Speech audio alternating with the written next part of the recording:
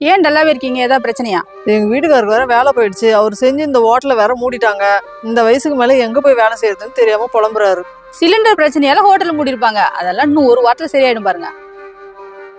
வருமானத்துக்கு வேற வழி இல்ல. வீட்டு செலவுகள்லாம் என்ன பண்றதுன்னே தெரியல.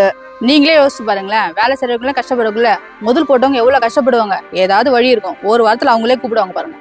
நானும் கடவுளாதான் வேண்டிக்கிறேன். சிலிண்டர் இல்லைன்னா சமைக்க முடியாதாமா? ஏன் சமைக்க முடியாது? இண்டக்ஷன் ஸ்டவ் இருக்கு, பயோகேஸ் இருக்கு, தவுட்டடுப்பு இருக்கு. ஏன் விறகடுப்பு இல்ல? அதை சமைச்சுக்க வேண்டியதா? நியூஸ் எல்லாம் பார்த்தாலே பயமா இருக்குமா? நீ பெரியவனா நான் பெரியவனா நினைச்சா இது இதுலதான் போய் முடியும். கொரோனாவே சமாளிச்சாச்சு. இதுக்கே புலம்புனா போர் நடக்கிற இடத்துல இருக்கிறவங்க எவ்வளவு புலம்புவாங்க.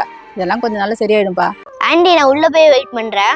நீ உள்ள போய் டாய்ஸ பாத்துட்டே இரு. அதுக்குள்ள அம்மா வந்துருவாங்க. A few moments later. Aunty, time ஆயிடுச்சு. எங்க அம்மாக்கு கால் பண்றீங்களா? ஹலோ. தம்பி வந்து வெயிட் பண்ணிட்டு இருக்கான். நீங்க வரதுக்கு லேட் ஆகுமா? ஓ அப்படிங்களா? சரி, அவன்கிட்ட நான் சொல்லிடுறேன். அம்மா கடைக்கிட்ட வந்துட்டாங்களா? உன்னை வெளியே வர சொன்னாங்க. பத்திரமா போனேன்னு. ஓகே ஆண்டி, நான் வரேன். யாருமா அந்த தம்பி தானே கடையில இருந்து வெயிட் பண்றான்? அந்த புள்ளியோட ஸ்கூல் பஸ் கரெக்டா நம்ம கடை வாசல்ல தான் நிற்கும். டெய்லியும் உங்க அம்மா வரதுக்கு 1/2 hour ஆகும். அது வரைக்கும் அவன் வாசல்ல நின்று இருப்பான். அரை மணி நேரம் தனியா வாசல்ல நின்னுப்பானா? வாசல்ல தனியா நிக்கிறான். ஒருவேளை தொலைஞ்சிட்டா, அதனாலதான் கடவுளை வந்து வெயிட் பண்ண சொன்னேன். இது ஒரு சின்ன ஹெல்ப் தானே. மா, எனக்கு இது புரியல. சினம் எப்போது ஒருவரை அழிக்கும் கேட்டிருக்காங்க. ஒருவன் தன்னைத்தானே காக்க விரும்பினால் சினம் வராமல் காத்துக்கொள்ள வேண்டும். அவ்வாறு காத்துக்கொள்ளாவிட்டால் சினம் தன்னையே அழித்துவிடும். இது புரியல? அப்படின்னா யார் ஒருத்தங்க அடிக்கடி கோவப்படுறாங்களோ அவங்க உடம்புக்கு கெடுதல்னு சொல்றாங்க. இத பார்த்து சொல்லுங்க. புரியலன்னு கேட்ட சொன்னேன். அதே கண்ணாடி பார்த்து சொல்ற. நீங்க தான் அடிக்கடி கோவப்படுறீங்க, அதான் சொன்னேன். 1500 ஆச்சுங்க. ஒரு நிமிஷம் இருங்க, எங்க வீட்டுக்காரர் ஜிபே பண்ண சொல்றான்.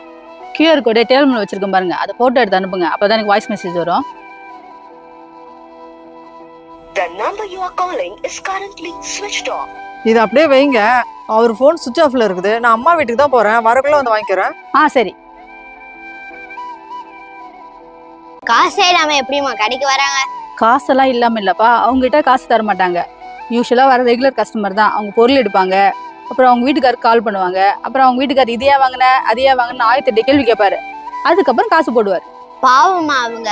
இவங்க மட்டும் இல்லப்பா. ஒரு பொண்ணு கல்யாணம் ஆகி குழந்தைன்னு பிறந்துட்டாலே எவ்வளவுதான் படிச்சிருந்தாலும் சரி, அவங்க அதுக்கப்புறம் வீட்டையும் குழந்தையும் பார்த்துட்டு வீட்டோட அடிமையா இருந்துட வேண்டியதான். சம்பளமே இல்லாம வீட்டுல வேலை செய்யணுமாமா?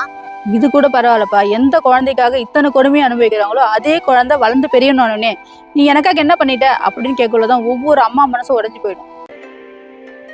மெட்டீரியல் வந்திருக்கு. டேபிள் வச்சிருக்க, நான் செக் பண்ணிக்கிறேன். இதெல்லாம் நான் ஆர்டர் போடவே இல்லையே. அவங்க இஷ்டத்துக்கு ஏதாவது ஒன்று அமுச்சு வச்சிடுறாங்க. சேல்ஸ்மேன் யாரு? இதோட 5வது கடை.